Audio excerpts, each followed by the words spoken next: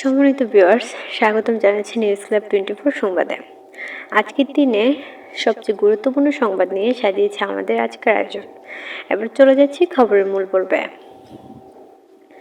2 দিনের রাজধানীর 3টি বস্তিতে অগ্নিকাণ্ডে গভীর উদ্বেগ প্রকাশ করে বিএনপির মহাসচিব মির্জা ফখরুল ইসলাম আলমগীর বলেছেন, 27 ঘন্টার মধ্যে পল্লবীর কালশী এলাকার বাউনিয়াবাদ বস্তি, মহাখালীর সাততলা বস্তি, মোহাম্মদপুরের বাবর রোডে বিহারীপট্টিতে অগ্নিকাণ্ড রহস্যজনক।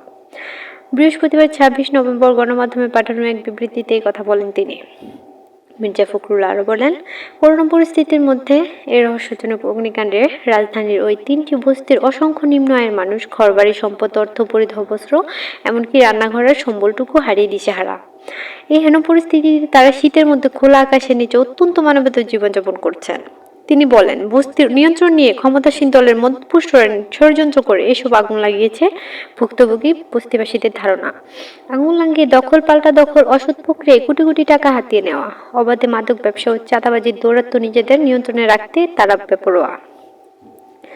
বিবৃতিতে মির্জা ফখরুল আরও বলেন, গণমাধ্যমে সংবাদ প্রকাশিত হয়েছে বিগত 3 বছরে ঢাকায় বিভিন্ন বস্তিতে 953টি অগ্নিকাণ্ডের ঘটনা ঘটলেও আইনশৃঙ্খলা বাহিনী এ পর্যন্ত একটির অভিযোগপত্র দিতে পারেনি।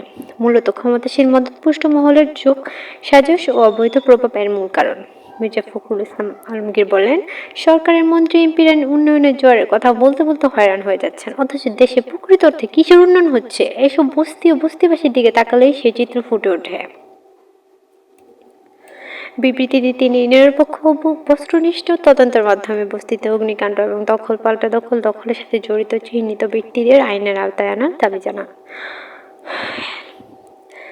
সম্মানিত ভিউয়ার্স, আপনি যদি আমাদের চ্যানেলে নতুন হয়ে থাকেন তাহলে চ্যানেলটি সাবস্ক্রাইব করে রাখুন আরও নতুন নতুন ভিডিও পেতে অ্যান্ড নতুন নতুন খবর পেতে।